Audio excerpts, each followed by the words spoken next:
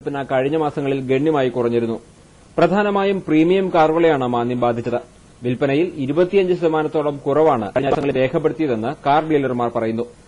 കഴിഞ്ഞ വർഷത്തേക്കാൾ പ്രതീക്ഷിച്ചിരുന്ന 40% വളർച്ച ഇത്തവണ ഉണ്ടാകില്ലെന്നും കണക്കുകൂട്ടുന്നു. വർഷാവസാന വിൽപ്പന കൂട്ടാൻ വിവിധ വാഹന നിർമ്മാതാക്കൾ പ്രഖ്യാപിക്കുന്ന ഓഫറുകൾക്ക് പുറമെ കേന്ദ്ര നികുതി നിരക്കിലും ഇപ്പോൾ പ്രതീക്ഷ. ഗവൺമെന്റിന്റെ ഭാഗത്ത് നിന്ന് നല്ല രീതിയിലൊരു മുന്നേറ്റമാണ് ഇപ്പോൾ ചെയ്തിരിക്കുന്നത്. മാർക്കറ്റിൽ ഓട്ടോമൊബൈൽ ഇൻഡസ്ട്രിയിൽ ഒരു പുത്തൻ ഉണർവ് തന്നെ അത് പ്രതീക്ഷിക്കുന്നത്. കാരണം അതിന്റെ തെളിവാണ് ഇന്ന് തന്നെയാണെങ്കിലും രാവിലെ മുതൽ ഞങ്ങളുടെ കോൾ സെന്ററിൽ ഏറ്റവും കൂടുതൽ എൻക്വയറീസ് വന്നിരിക്കുന്നത് ഇതിന് ഈ പറയുന്ന സെൽവാട്ടിന്റെ എഫക്റ്റിനെ കുറിച്ചാണ് കസ്റ്റമേഴ്സ് കൂടുതലും ചോദിച്ചിരിക്കുന്നത്. ടാറ്റ മോട്ടോഴ്സ് 25,000 മുതൽ 60,000 രൂപ വരെയാണ് വിവിധ മോഡലുകൾക്ക് ഡിസംബർ ഓഫർ പ്രഖ്യാപിച്ചിരിക്കുന്നത്.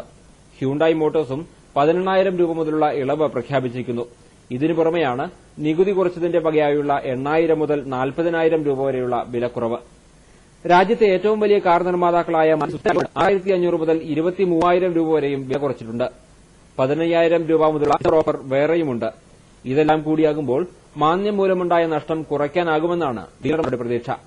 മനോരമ ന്യൂസ്, കൊച്ചി.